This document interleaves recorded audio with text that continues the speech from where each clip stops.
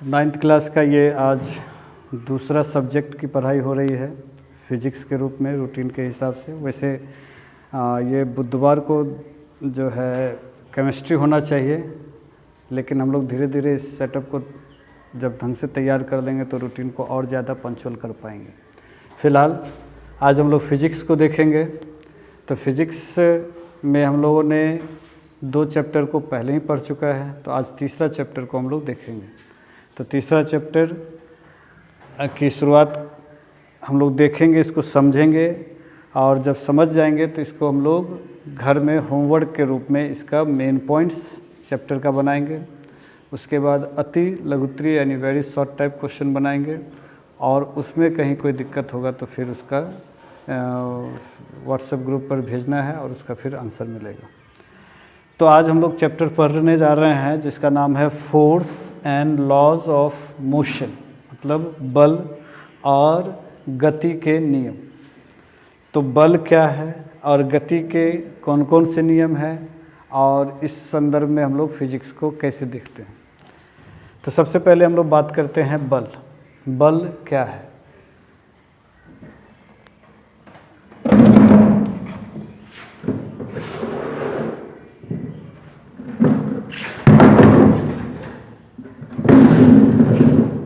ये जो मैं कुर्सी के साथ जो मैंने एक्टिविटीज़ किया, ये सभी बल का ही सूचक है। मतलब मैंने एक बार इसको यहाँ से यहाँ तक धकेलने का प्रयास किया, मैंने इसे कुर्सी को फिर एक बार इस तरह से फेंक दिया, फिर उसके बाद इधर खींच लिया, बस यही बल है।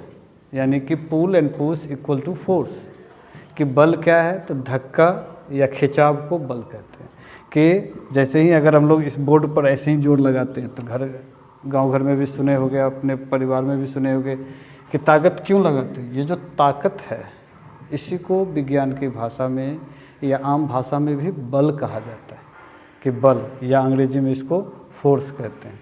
तो अगर फोर्स का परिभाषा लिखना होगा या उसका परिभाषा हम लोगों को समझना होगा तो बहुत आसान सरल शब्दों में कह सकते हैं कि pull and push equal to force, मतलब धक्का या खिंचाव को ही बल कहते हैं। बल का प्रभाव तो सर्वविदित है कि अगर हम लोग भारी से भारी वस्तुओं को बगैर बल लगाए नहीं एक जगह से दूसरे जगह ट्रांसपोर्टिंग कर सकते। हाँ, बस अलग अलग बल के प्रकार हैं जो हम लोग पढ़ने जानेंगे। तो अगर हम लोग ये बात करें कि इफ़ेक्ट क्या है बल का, तो बल का इफ़ेक्ट यही है कि बल वास्तविक स्वरूप को अन्य स्वरूप में बदल सकता है। अगर आज इस कुर्सी पर या इस बोर्ड पर हम पूरे बल लगा देंगे तो हो सकता है ये डैमेज हो जाए, विकृत हो जाए। तो ये बल है, तो बल का ये प्रभाव है। बात करें क्या कि बल के प्रकार पर, तो मूल रूप से देखा जाए तो बल के 2 प्रकार दिख रहा है, कॉन्टैक्ट फोर्स और action of force at a distance. मतलब एक जो संपर्क बल है, संपर्क का मतलब कि जब कोई 2 वस्तु संपर्क में आता है, जैसे ये मेरे संपर्क में आया तो हम इसको धक्का लगाएं या इसको पकड़ के इसे खींच लिए तो ये बल हुआ। तो ये कौन सा बल हुआ? संपर्क बल। यानी कि जब कोई 2 वस्तुएं आपस में संपर्क में आती है तो एक दूसरे को जो धक्का देते हैं या खींचते हैं तो ये एक बल है। इसके बाद जो दूसरा प्रकार है कि action of force at a distance, यानी दूरी के आधार पर जो क्रिया होती है वो उसके भी बल होते हैं। जैसे इसके अंतर्गत आता है इलेक्ट्रिक फोर्स, मैग्नेटिक फोर्स या ग्रेविटी फोर्स, जिसमें कांटेक्ट नहीं होता है लेकिन फिर बल होता है। जैसे कि अगर हम लोग एक ये मार्कर है और इस जैसे ही छोड़े तो लगा कि कोई वस्तु कोई चीज़ इसको नीचे खींच लिया, ये नीचे लगा कि कोई किसी ने खींच लिया, या इसको हम इस तरह से यहाँ से फेंकें तो ये तो खैर संपर्क में है, लेकिन जब कोई इस तरह से कोई खींच ले, लगा कि कोई खींच लिया, मतलब ये पृथ्वी का ग्रेविटी है, तो ये क्या हो गया? गुरुत्वाकर्षण बल। अगर मैं इलेक्ट्रिक बल की बात करते हैं तो कोई जो आज देख रहे हैं कि हम लोग इलेक्ट्रिक जो इस्तेमाल करते हैं तो उस इलेक्ट्रिक से एक मैग्नेटिक फील्ड का भी तैयार होता है।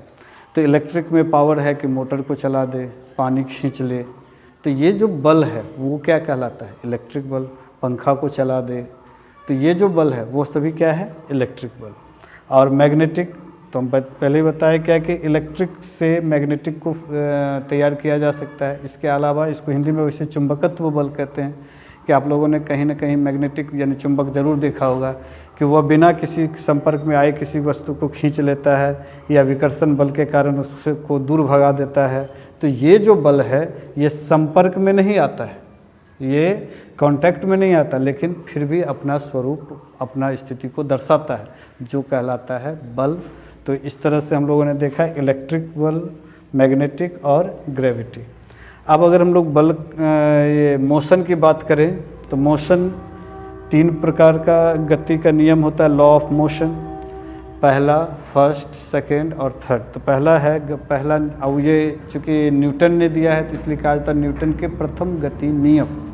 तो न्यूटन के प्रथम गति नियम ये कहता है कि कोई भी वस्तु अपनी स्थिति को तब तक बनाए रखती है जब तक कि उसके पर कोई बाहरी असंतुलित बल कार्य ना करे। यानी अगर ये बोर्ड अपने आप को स्थिर है तो ये स्थिर तब तक बनाए रखेगी, लेकिन जब हम बाहर से कोई असंतुलित बल उसको धक्का दें या खींचे तब तक इसकी स्थिति में कोई परिवर्तन नहीं होगा। तो ये जो बल का बल है इसको कहा जाता है न्यूटन के प्रथम गति नियम। यहाँ जो गति है, जो मोमेंट होना चाहिए वो नहीं हो रहा है। क्यों नहीं हो रहा है? तो वो अपनी स्थिति को बनाए रखता है। या कोई स्पीड में है तो अपना स्पीड में तब तक बनाए रहेगा, एक कांस्टेंट स्पीड में रहेगा जब तक कि उसको या तो एक्सेलरेट ना करे या फिर जो है उसको मॉडरेट ना करे, यानी कि न मंदन हो या न त्वरण हो, तभी कुछ हो सकता परिवर्तन। न्यूटन के द्वितीय गति नियम ये कहता है कि किसी भी जो F बराबर ma का फॉर्मूला भी यहाँ से निकला कि बल जो है वह क्या करता है, तो द्रव्यमान और त्वरण का गुणनफल होता है ये। और थर्ड कि क्रिया के प्रति प्रतिक्रिया, यानी कि कोई भी चीज़ क्रिया होती है तो उसके विपरीत में फिर प्रतिक्रिया होती है। तो ये कहलाता है न्यूटन का गति का तीसरा नियम। अब हम लोग बात करें इनर्शिया का, वैसे इसको और भी डिटेल में हम बाद में बताएंगे। फिलहाल इनर्शिया का, इनर्शिया 3 तरह का, एक रेस्ट में, एक मोशन में, एक डायरेक्शन में। क्या होता है inertia in rest, inertia in motion, inertia in direction.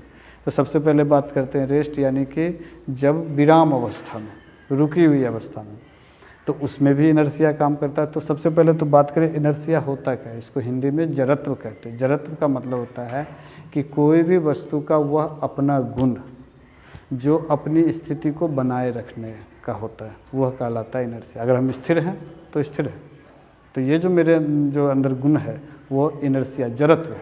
या हम दौड़ रहे हैं तो एक लगातार स्पीड से दौड़ रहे हैं, मतलब अगर 10 किलोमीटर पर आवर की स्पीड से दौड़ रहे हैं तो 10 किलोमीटर पर आवर ही होना चाहिए। अगर हम उसको 20 कर रहे हैं, 15 कर रहे हैं या फिर 5 हो रहे हैं घट करके, तब फिर नहीं, या अपनी स्थिति को बनाए रखना है।